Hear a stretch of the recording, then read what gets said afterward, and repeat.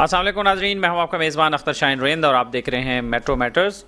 सबसे पहले मैं अपने तमाम नाज़रीन को, मेट्रो वन के तमाम नाज़रीन को रमज़ान अल मुबारक की मुबारकबाद देना चाहूँगा। उम्मीद है कि आपने रमज़ान का आगाज़ एज़ पर योर प्लान और नेकियां ज़्यादा से ज़्यादा नेकियां समेटने के पॉइंट ऑफ व्यू से किया होगा। और नाज़रीन, हमारा आज का जो टॉपिक है वो है महंगाई। गो कि महंगाई इससे पहले भी थी, लेकिन हर साल ये देखने में आता है कि जैसे ही माह मुबारक शुरू होता है उससे एक दो दिन तीन दिन पहले से ही कीमतें बढ़ जाती हैं हर चीज़ की, और कहा यह जाता है कि जी चूँकि रमज़ान आ गया है तो महंगाई हो गई है। और इसी तरह से चाहे वो सब्ज़ियों की बात की जाए या इसके अलावा और अशिया खुर्दनोश की बात की जाए, तो उसमें ये देखने में आता है कि दुकानदार, ठेला फरोश अपनी मनमानी करते नज़र आते हैं। महंगाई के हवाले से हम आज अपने प्रोग्राम में बात करेंगे। हम सबसे पहले आपको एक रिपोर्ट दिखाना चाहते हैं जो हमारे नुमाइंदे ने तैयार की है। वो रिपोर्ट देखते हैं और उसके बाद फिर हम अपने मेहमानों की तरफ चलेंगे। माह रमज़ानुल मुबारक में अनवा अक़साम के खानों में इस्तेमाल होने वाले मसाला जात की कीमतों में भी बड़ा इजाफा हो गया। साबित धनिया, सुर्ख और काली मिर्च, दारचीनी, लौंग, जीरा तमाम महंगे होकर आवाम की दस्तरस से बाहर हो गए। रहमतों और बरकतों वाला माह सयाम, माह मुक़द्दसा की आमद के साथ ही अनवा अक़साम के खानों में इस्तेमाल होने वाले मसाला जात भी महंगे हो गए। आवाम का कहना है मजे मजे के पकवानों में बतौर लवाजमात इस्तेमाल होने वाली सुर्ख और काली मिर्च, दारचीनी, जीरा, साबित धनिया सभी महंगा कर दिया गया। घर में खाने को नहीं है, राशन नहीं है, कुछ भी नहीं है बेटा। घर के अंदर लोग परेशान है बहुत ज्यादा।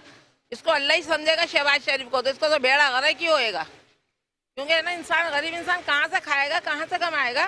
क्या नाम है, 500-600 में कैसे घर चलेगा इंसान का। किराएदार तो घर नहीं चला सकते ना। गरीबों को घर दो, राशन दो, किसी को सपोर्ट करो ताकि तुम्हें भी कोई सपोर्ट करे। हर चीज़ के रेट समझे रोजाना ही बढ़ते तकरीबन। अब यहाँ कोई पूछता तो है नहीं कि एक दिन बढ़ेगा, 2 दिन। फिर आप रमज़ानों में खाली आकर वो ये चेक करते हैं कि भाई आपने क्या रेट लगाया क्या नहीं। अगर पूरे साल एक जैसा रेट रहे तो आदमी को बेचने में भी आसानी हो। कभी 800 रुपये हो जाती है, कभी 900 रुपये बढ़ जाती है, कभी ऐसा हो जाता है। रेट आगे पीछे रोजाना ही होते हैं। तो हर चीज़ के रेट ऐसे ही है कि जैसे डॉलर आगे पीछे होता है तो गरम मसाले के और मिर्चों के रेट भी आगे पीछे लोग करते हैं। मसाला जात में मिक्स मसाला 720, साबित लाल मिर्च 800, हल्दी 800, जीरा 1600 रुपए, दारचीनी 1100, जबकि फी किलो लौंग 3600 रुपए में दस्तयाब है।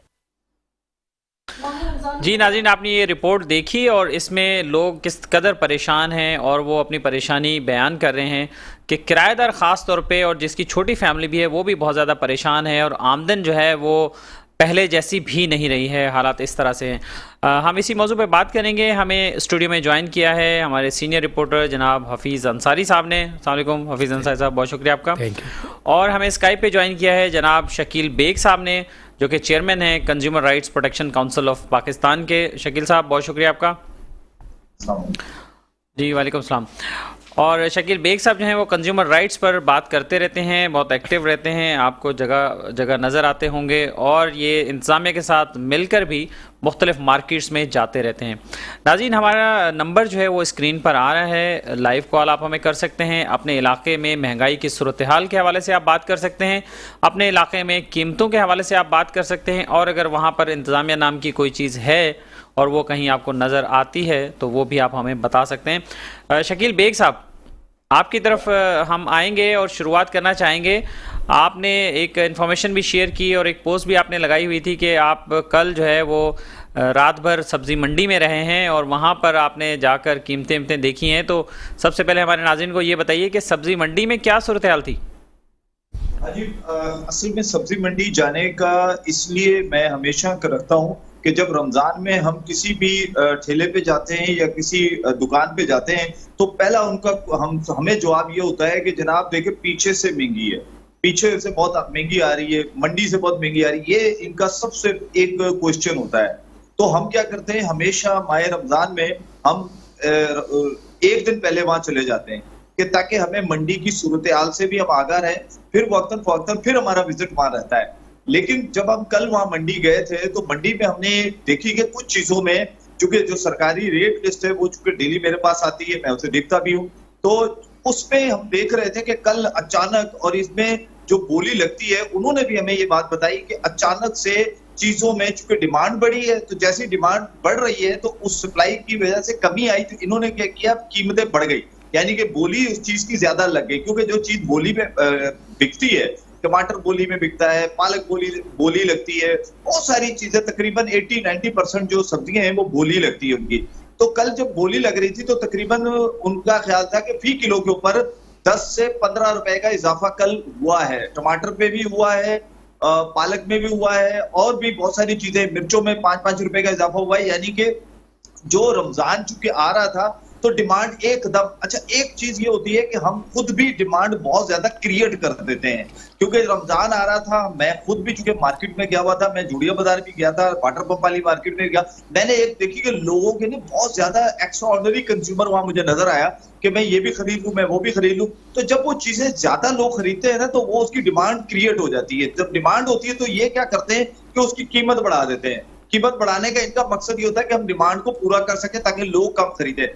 लेकिन मैं ये समझता हूं कि ऐसे मौके पे कि जब माए श्याम, रहमतों का महीना, बरकतों का महीना, जब शैतान को बंद कर दिया जाता है, लेकिन ऐसे मौके पे नजायज मुनाफाखोर, जखीरा अंदोज एकदम बाहर निकल कर आ जाते हैं। और मंडी में भी मुझे ये चीजें नजर आई हैं।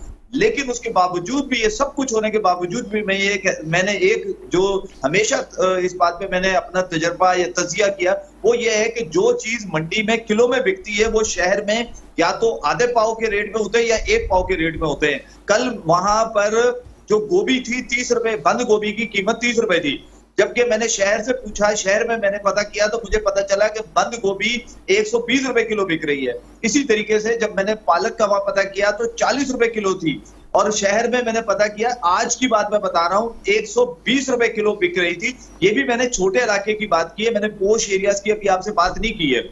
इसी तरीके से हरी मिर्चें, वहां पर हरी मिर्च 60 रुपए किलो के हिसाब से थी, पता चल रहा है कि शहर में वो 230 रुपए किलो बिक रही है।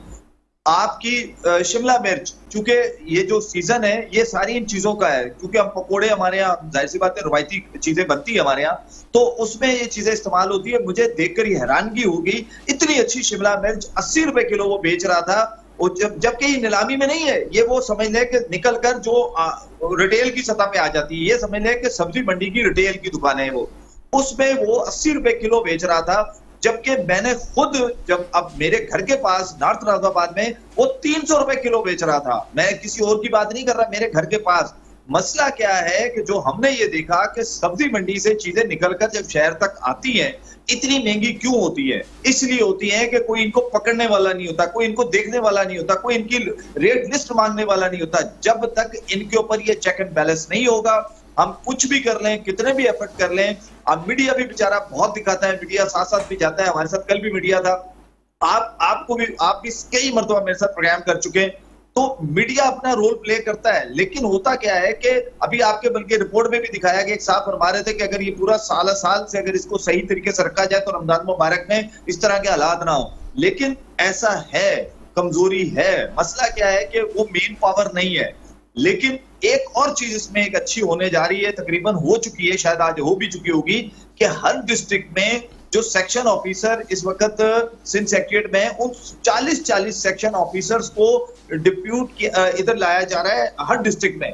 तो वो इस चीजों को भी चेक करेंगे कि प्राइस को, कि अगर कहीं ज्यादा प्राइस बेची जा रही है तो कम से कम अगर इतने लोग होंगे, क्योंकि एक सब डिवीजन में एक असिस्टेंट कमिश्नर या मजिस्ट्रेट होता है, उसके बस की बात ही नहीं होती कि वो, अगर मिसाल के तौर पे एक सब डिवीजन है उसमें इतनी सारी दुकानें, वो कैसे उधर पहुंच सकता है। कम से कम बड़ी मार्केटों की अगर मैं बात कर दूं तो अगर एक सब डिवीजन में देखें तो कम से कम 8-10 बड़ी मार्केटें होती हैं, वो कवर नहीं कर पाता। जब वो कवर नहीं कर पाता तो डेफिनेटली ये जो माफियाज होते हैं, माफियाज वो लोग अपने आप को जरूर समझे मेरे लफ्जों को, क्योंकि वो बार दफा मुझसे नाराज होते हैं कि आप हमें माफिया। तो मैं ये कहता हूं कि भाई जो गलत करता है वो माफिया है। अगर आप गलत नहीं करते तो आप बुरा क्यों समझते हैं मेरी बात को? आप तो ये समझा करें कि मैं किसी गलत को कह रहा हूं। जो सूरह रहमान में कहा जा रहा है कि आप मिजान को सही रखो, गलत मत हो, वो काम कर रहा हो। हजरत शुएब अलैहिस्सलाम की जो कौम थी, उनको देखें, कम तोलने पे, मिलावट करने पे तबाह बर्बाद हो गई। लेकिन आज हम हर वो काम कर रहे हैं जो हमें नहीं करना चाहिए। ये माह सियाम, रहमतों का महीना,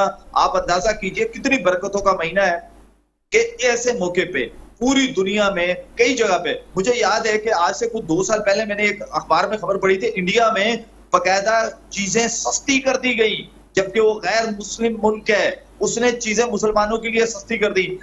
और इसके अलावा ईस्टर आता है, क्रिसमस आती है, तो आपके सामने 50% to 70% डिस्काउंट होता है, उसमें मुसलमान भी उससे फायदा उठा रहे होते हैं। लेकिन अफसोस के साथ ये बिल्कुल, मैं आपको ट्रुथ बात बता रहा हूँ, सच बता रहा हूँ कि मुझे याद है कि एक क्रिश्चियन की शादी आ रही थी, वो मेरे अच्छे दोस्त हैं, उन्होंने कहा यार ये जरा आपकी ईद गुजर जाए उसके बाद हम शॉपिंग करेंगे, क्योंकि अभी इस वक्त आपकी वजह से ना चीजें बहुत महंगी हो जाती है। मुसलमान खरीदारी करते हैं तो उनकी वजह से मार्केटों में चीजें महंगी हो जाती हैं, ईद गुजरेगी तो फिर हम शॉपिंग करेंगे। तो मुझे बताइए कि जब ये सारी चीजें होंगी, ये सारा अलमिया होगा, तो वो रोजेदार वैसे ही महंगाई ने कमर तोड़ दी है, वैसे ही ये खातून किस तरीके से वज़ीर आज़म साहब को जो भी कह रही थी, मैं अब क्या कहूं, तो वो क्यों तंग आए हुए हैं लोग, बहुत तंग आए हुए हैं लोग इस वक्त। सबसे ज्यादा तंग पता कौन है? मिडिल क्लास है, जिसको खाने को नहीं मिल बिल्कुल रहा। सही है। और शकील बेग साहब हमारे साथ ही रहिए, हम हफीज़ अंसारी साहब से मज़ीद बात करते हैं। जी हफीज़ अंसारी साहब, आप ये बताइए कि आप तो रोज़ाना की बुनियाद पे फील्ड में होते हैं, लोगों से आप बातचीत करते हैं, दुकानदारों से बात करते हैं, तो कभी दुकानदारों से इत्तेफाक हुआ, उनसे आप पूछते हैं कि भाई कितना मुनाफे की भी एक मतलब रेशो होता है ना, वो कितना मुनाफा कमाते हैं ये लोग? अख्तर साहब, अलमिया ये है हमारे इस शहर कराची में ख़ास तौर पे ना, जो महंगाई का रोना रो रहा है वही महंगाई कर रहा है। कोई हम हुकूमत का रोना रोते हैं, अवाम हुकूमत का रोना रो रही है। फ्रूट बेचने वाला कौन है? अवाम है। सब्ज़ी बेचने वाली कौन है? अवाम है। अगर आप अशिया को दोनों परचून की दुकान पे बैठे हैं, वो भी अवाम है। लेकिन ये अवाम मुसलमान भी है और यही महंगाई कर रही है। हुकूमत की तरफ से सरकार अगर 178 रुपये केले के रेट मुकर्रर कर रही है, तो यही अवाम 300 रुपये दर्जन बेच रही है।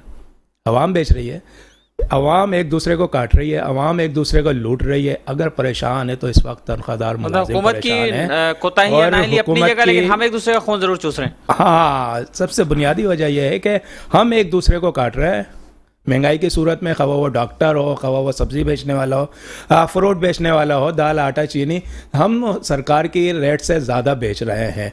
फिर बात जवाब ये पेश करते हैं आपके आगे से आ रहे हैं, आगे के रेट जैसा कि शकील बेग साहब ने बताया कि ये है। तो उस सूरत हाल के अंदर अवाम जब तक ख़ुद अपने आप को सही नहीं करेगी तो यकीनन जो है ये महंगाई का बोझ ख़त्म नहीं होगा। दूसरी बात हुकूमत की आती है, इंतज़ामिया की आती है। कल गवर्नर हाउस में भी जो गवर्नर साहब ने, कामरान टिसोरी साहब ने अच्छा एक इकदाम उठाया है बचत बाज़ार के हवाले से और दीगर यानी कि जो करने वो जा रहे हैं, वहाँ भी यही बात हमने ये सवाल उठाया था कि ठीक है आप ये इकदाम उठा रहे हैं, लेकिन दूसरी जानिब कमिश्नर कराची है, असिस्टेंट कमिश्नर है, ये महंगाई के रेट जो मुकर्रर करते हैं और उसको कंट्रोल करने के लिए रोड पे मैदान में क्यों नहीं आते हैं, क्यों नहीं निकलते हैं?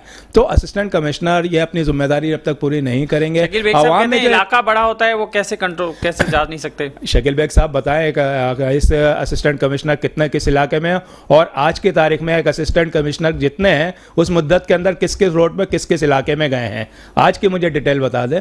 कौन से इलाकों के अंदर उन्होंने ऑपरेशन असिस्टेंट कमिश्नर ने किए? असिस्टेंट कमिश्नर को खुद नहीं पता होता मेरे इलाके में कौन सी दुकान कहाँ है, जब निकले तो मालूम होगा उसको तो ले जाने वाले वही माफिया होती है। जिस मार्केट में ले जाना होता है, जिन दुकानों पे ले जाना होता है, जिस मार्केट को छुपाना होता है वहाँ असिस्टेंट कमिश्नर को लेके ही नहीं जाते हैं। जिन दुकानों पे छापे नहीं लगवाना होता है, ये माफिया वहाँ पर लेके ही नहीं जाती है। तो वो तो चंद दुकान है, चंद मार्केट है, फॉर्मेलिटी पूरी करके जुर्माने लगा के आ जाते हैं, फिर उसकी खबर बन जाती है इतनी दुकानों पे इतने जुर्माने आयद कर दिए। ये जब तक ये सिस्टम ख़त्म नहीं होगा, अमली तौर पर इकदाम कराने के लिए कोई डंडा नहीं आएगा, तो मेरे ख्याल से ये असिस्टेंट कमिश्नर हो या डिप्टी कमिश्नर हो या कमिश्नर हो, और वो भी महंगाई को कंट्रोल नहीं कर पाएंगे। जनाब शकील बेग साहब, आपने गुफ्तगू सुनी, हफीज़ अंसारी साहब ये कह रहे हैं कि एसीज जो हैं या डीसीज भी इवन वो अपने दफ्तर से बाहर निकलें तो सही ना, चलो किसी मार्केट में जाएं तो सही, उसका इम्पैक्ट तो आएगा ना, पूरे इलाके में खबर फैल जाएगी कि किसी एक एरिया में भी अगर एसी या डीसी ने जुर्माना किया है, छापे लगाएं। आप क्या कहते हैं इस पर? मैं अंसारी साहब की बात को आगे बढ़ाता हूँ, बिल्कुल ठीक कह रहे हैं, मैं इससे इख्तिलाफ बिल्कुल भी नहीं करता हूँ, बल्कि मैं तो कहता हूँ जब तक ये ठंडे कमरों से निकलेंगे नहीं ये चीजें कंट्रोल भी नहीं होंगी। लेकिन मैं ये भी साथ बताना चाह रहा हूँ कि चूंकि रमजान की जो शॉपिंग होती है ना, लोग फ्रूट खरीद रहे होते हैं, अमूमन चूंकि फ्रूट पे ज्यादा रश होता है तो वो शाम 4 बजे से शुरू हो जाता है रश। तो हम कहते हैं कि आप अगर कोई इस तरह की प्लानिंग करें कि कम से कम एसी साहब अगर शाम को ही निकल जाए, 3 बजे अपना कमरा छोड़ दे तो बाहर आ जाए। लेकिन यहाँ पर एक चीज मैं बताऊं कि इस वक्त ये चीजें मार्केट में बड़ी हैं। जब अभी पिछले दिनों हम दूध की दुकानों पे जा रहे थे, जिस दुकान पे जा रहे थे उस पे ताला पड़ा हुआ था, जिस दुकान पे जा रहे थे दुकान बंद होती थी। तो मैं बड़ा इत्तला पहले से मिल रही थी। इसकी 2 वजूहत होती हैं, या तो असिस्टेंट कमिश्नर का जो स्टाफ है उन्होंने वो बंद करवा देता है, या फिर पुलिस की जिस गाड़ी को लिया जाता है या तो वो बंद करवा देती है। तो जब एसी साहब वहां पहुंचते हैं तो पता चलता है दुकानें ही बंद पड़ी हुई हैं, तो मुर्गी वालों की दुकानें बंद हो जाती हैं, सब्जी वालों की बंद हो जाती हैं। तो ये चीजें इस तरफ निशानदेही करती हैं कि जो काली भेड़ें हैं वो कहीं ना कहीं अपना वो किरदार अदा करती हैं। लेकिन मैं इसका मतलब तो ये हुआ ना कि वो सब मिली भगत है, उनकी भी मिली भगत है। बिल्कुल बिल्कुल, मैं इसके इख्तलाफ नहीं करता हूँ, बल्कि मैं यहाँ आपकी थोड़ी सी बात को बड़ा करूंगा कि पिछले दिनों एक मीटिंग के दौरान बकायदा कमिश्नर कराची के ये अल्फाज थे कि मुझे बड़ी शर्मिंदगी होती है कि 17 ग्रेड का अफसर जो है ना वो एक ठेले वाले से रिश्वत ले रहा होता है। ये एक मैं समझता हूँ कि कम से कम कमिश्नर साहब ने अपनी एक बिल का एक मुजाहरा तो किया, एक अच्छा जुमला तो अदा किया अपने लोगों के लिए कि खुदा के वास्ते उस दिन से डरो कि तुम ठेले वाले से भी पैसे लेते हो, वो दुकानदार से भी लेते हो। और अंसारी साहब ने बिल्कुल वजह कहा है कि स्टाफ वहीं लेके जाता है जो उनका पसंदीदा नहीं होता, उसके ऊपर छापे भी पड़ जाते हैं, और जो पसंदीदा होता है चाहे इंक्रोचमेंट हो चाहे महंगाई हो, वो उन दुकानों की तरफ वो अपने अफसर को लेके ही नहीं जाता है। ये बिल्कुल फैक्ट है, इस पे कोई इख्तलाफ नहीं। दूसरी केले पे मैं एक बात करूंगा जी, देखें सरकार ने एक रेट निकाल के दे दी है। अब क्या है कि ये भी बात सही है कि हम खुद क्यों नहीं ठीक होते, हम खुद क्यों नहीं अपने अपने अपने इख्तियारात को समझते। मिसाल के तौर पे अगर शकील बेग है, चले मैं मानता हूं कि मैं कंज्यूमर राइट्स में काम करता हूं, लेकिन अगर मैं कंज्यूमर राइट्स का नहीं भी काम कर रहा हूं, जो लोग मुझे नहीं भी जानते, मैं वहां पर भी जाके अपनी रजिस्ट करता हूं। तो अगर 4 कंज्यूमर एक किसी दुकान पे खड़े हो जाए और उसको बोले कि भाई ये सरकारी रेट लिस्ट है, इसके ऊपर इतने का केला है, तुम हमसे क्यों 300 रुपए वसूल कर रहे हो, क्यों 400 रुपए वसूल कर रहे हो। तो कहने का मकसद है कि कंज्यूमर को भी चाहिए थोड़ी सी अपने आप को इंपावर करे, थोड़ा से अपने इख्तियारात को जाने। देखिए कोई खा नहीं जाएगा, अगर एक मार्केट में एक ठेले वाले के साथ कुछ होता है तो सारे ठेले वाले खड़े हो जाते हैं, जबकि अगर वहां कंज्यूमर को काउंट किया जाए तो कंज्यूमर की तादाद बहुत ज्यादा होती है। हम लड़ाई की बात नहीं कर रहे, कम से कम आप अपनी यूनिटी तो दिखा सकते हैं ना। लेकिन एक और भी अलमिया है, कहते हैं हमारे पास प्राइस लिस्ट नहीं होती, कंज्यूमर भी कहता है। देखिए ऑनलाइन चीजें पड़ी हुई हैं, हम मोबाइल पे हर तरह की ऐप यूज करते हैं, वीडियोस भी देखते हैं, सोशल मीडिया भी सब चीजें देखते हैं, लेकिन अपने काम की चीज देखना पसंद नहीं करते। हम ये नहीं देखते कि आज हम इस हवाले से कोई ऐप है शकील साहब? सर उसकी कमिश्नर कराची डेली अपनी वेबसाइट पे डाल देता है। चले हम इस पे बात करते हैं, शकील भाई हमारे साथ रहिए। नाज़रीन एक वक्त हुआ है शॉर्ट ब्रेक का, ब्रेक के बाद वापस आते हैं। वेलकम बैक नाज़रीन, हम बात कर रहे हैं महंगाई के हवाले से और हमारे साथ स्टूडियो में मौजूद हैं हमारे सीनियर रिपोर्टर जनाब हफीज़ अंसारी साहब और स्काइप पर मौजूद हैं जनाब शकील बेग साहब। शकील बेग साहब, आप ये बताइए कि ब्रेक पर जाने से पहले आप बात कर रहे थे प्राइस लिस्ट के हवाले से, तो कमिश्नर कराची जो प्राइस लिस्ट जारी करते हैं और यहाँ पर शहर में आती है, ये बताइए कि क्या मंडी में भी उस प्राइस लिस्ट पर अमल होता है? ये बड़ा वैलिड सवाल है आपका, चूंकि देखें जब रात पर नीलामी चलती है तकरीबन कोई 2-2:30 बजे नीलामी खत्म हो जाती है, ठीक है, और उसके बाद ये काम थोड़ा रुकता है, फिर उसके बाद फ्रूट का काम शुरू हो जाता है। तो सब्जी की जो लिस्ट है वो ये क्या करते हैं कि वो जो रेट होते हैं bureau of supply and prices के जो इंस्पेक्टर वहां तैनात है, वो क्या करते हैं, वो रेट लिस्ट बनाकर कमिश्नर कराची के स्टाफ को फॉरवर्ड कर देते हैं। फिर वो दोबारा उसमें से जो इनका प्रॉफिट होता है वो ऐड होने के बाद कंट्रोलर जनरल प्राइसेस यानी कि उनका स्टाफ जो होता है वो लिस्ट दोबारा निकलती है और वो फिर उसमें ऑनलाइन डाल दी जाती है। फिर ये कहा जाता है कि जनाब आप ये लोग ऑनलाइन निकाल लें, प्रिंट निकाल के और फोटो स्टेट लगा लें, कोई मसला नहीं, हमें कोई इतराज नहीं है। लेकिन मुझे इस पे इतराज है और मैं पिछले कई मीटिंग में ये बात कर चुका हूँ, खासकर ये फ्रूट और सब्जी की लिस्ट के हवाले से। ये इससे पहले सब्जी मंडी में ये लिस्टें आ जाया करती थी और जब ये सुजुकी पे माल पिकअप में लेकर जा रहे होते थे तो इनके हाथों में लिस्टें होती थी और ये फिर ले जाकर अपने ठेले पे ठिये पे जहां भी होता था वहां इस्तेमाल करते थे। लेकिन ये पिछले कुछ 3 साल से ये एक अजीब सी प्रैक्टिस कर दी गई है कि नहीं जी, हालांकि देखें एक चीज पूरे पाकिस्तान में आप चले जाए, जो सरकारी रेट लिस्ट है वो उसकी फोटो कॉपी भी अलाउ नहीं करते कि आप फोटो कॉपी भी नहीं लगा सकते। आपने जो भी है वो ही जो स्टैंप लगी हुई होगी डिप्टी कमिश्नर्स की या जिस भी अदारे ने वो निकाला है डीसीओ की वगैरह, वो ही इस्तेमाल होती है। लेकिन पाकिस्तान यहाँ कराची में पिछले कुछ 3 साल से एक अजीब प्रैक्टिस शुरू हो गई है कि ठीक है जी ऑनलाइन डाल दिया, आप ले लें, निकालें और जाके छाप दें। लेकिन मसला ये है कि आप मुझे बताएं कि कई दुकानदार अगर 9 बजे 10 बजे उनको जब लिस्ट मिलती है तो वो उनके लिए बेकार हो जाती है, कंज्यूमर को फायदा कोई नहीं होता क्योंकि कंज्यूमर के पास भी नहीं आती लिस्ट।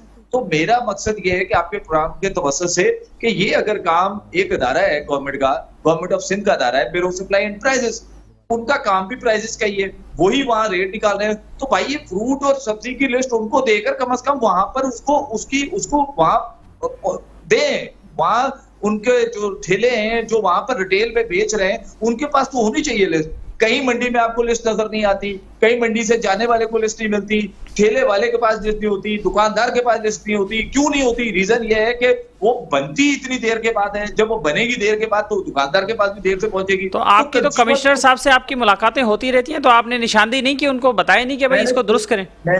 मैंने सिर्फ निशानदेही किया, मैंने मीटिंग में भी ये बात की है कि जनाब ये लिस्टों का जो मामला है इसको ठीक करें। और मैं कई मर्तबा ये आवाज बुलंद कर चुका हूं कि जनाब ये लिस्टों की वजह से असल में होता क्या है कि देखिए, और ये पहले चूंकि एडिशनल कमिश्नर कराची जो थे दूसरे, वो इस चीज को देख रहे थे, तो उन्होंने कहा जी चले ठीक है हम इसको करते हैं। फिर उसके बाद एक लेटर भी फिर आपने मूव करवाया कि भाई एक बकायदा ब्यूरो सप्लाई से कि भाई अगर ऐसा है तो ब्यूरो सप्लाई को अपने प्रेशर डाला कि भाई आप निकालें, क्योंकि आपका काम है। आप जब वहां बैठ के आपके इंस्पेक्टर हैं। दूसरी मैं आपके इस वजह से एक और भी निशानदेही करना चाहता हूं कि खासकर वैसे तो डेली बेसिस पे होता है, लेकिन रमजान मुबारक में रोस्टर बनता है कमिश्नर कराची से कि कराची का हर असिस्टेंट कमिश्नर डिफरेंट डिस्ट्रिक्ट का वो लाजमी डेली बेसिस पे मंडी जाएगा।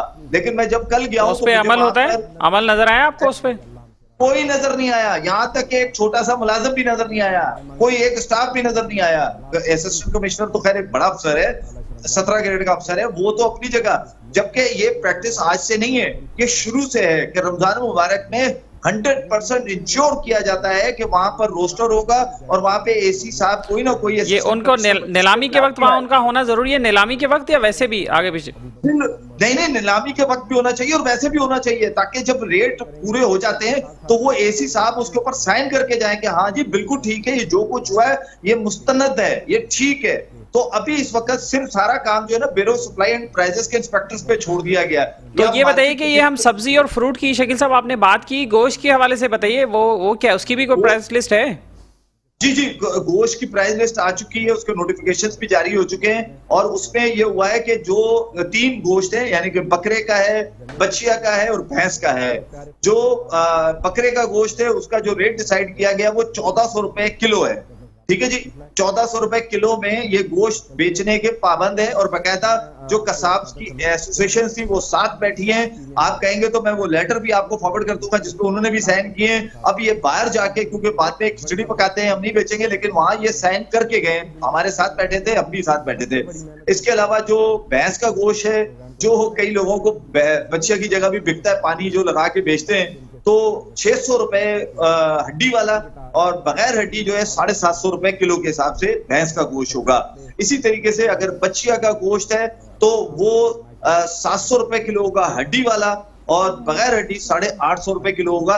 ये रेट इनके तीनों के डिसाइड हुए हैं और इस रेट पे ये तमाम इनकी जो एसोसिएशन है कसाब की, वो हमारे साथ बैठी थी, जिसमें 7 डिस्ट्रिक्ट के डिप्टी कमिश्नर साहिबान भी साथ थे, ब्यूरो सप्लाई भी था, लाइव स्टॉक भी था और उसमें ये रेट डिसाइड हुए जिसको ये एग्री करके गए और ये इन्होंने साइन भी किए।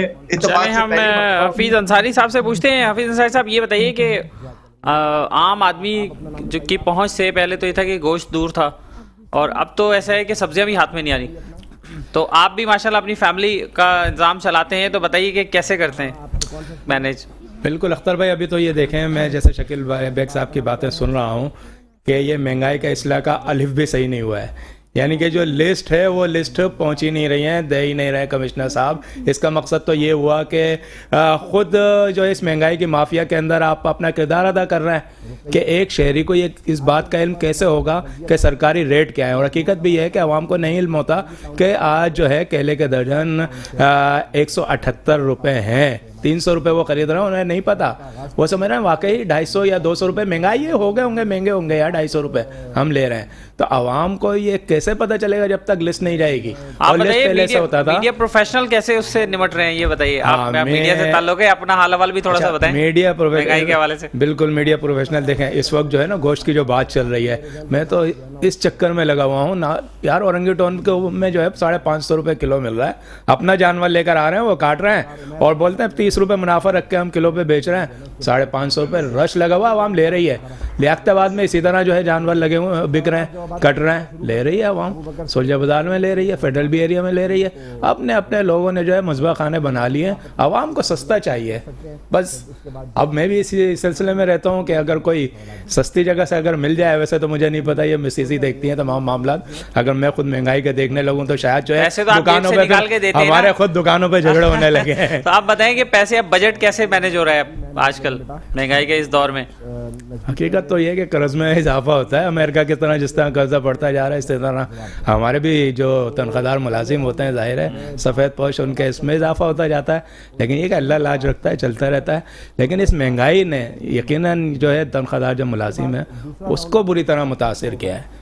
और बाकी जो दुकानदार है, या आप समझे पथारे वाला है, या फ्रूट वाला है, या पंचर वाला है, वो सब जो है एक दूसरे को काट के अपने उल्लू सीधा कर रहे हैं। लेकिन परेशान जो है वो मिडिल क्लास और तनख्वाहदार। राइट। और शकील बेग साहब, ये बताइए कि ये प्राइस चेकिंग के हवाले से जो डिस्ट्रिक्ट की सतह पर अवामी नुमाइंदगी उसमें नहीं होती है, जैसे आप कंज्यूमर बॉडीज़ हैं, आपकी नुमाइंदगी जैसे हो उसमें प्रॉपर, और उसके अलावा इलाकाई जो उस डिस्ट्रिक्ट के रहने वाले जो शहरी हैं, क्या उनकी नुमाइंदगी वगैरह नहीं है इसमें प्राइस रिस्क कमेटी में?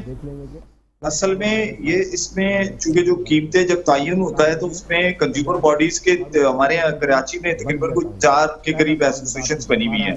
उन चारों के नुमाइंदों को वो बुलवाते हैं जब ये रेट डिसाइड हो रहे होते हैं।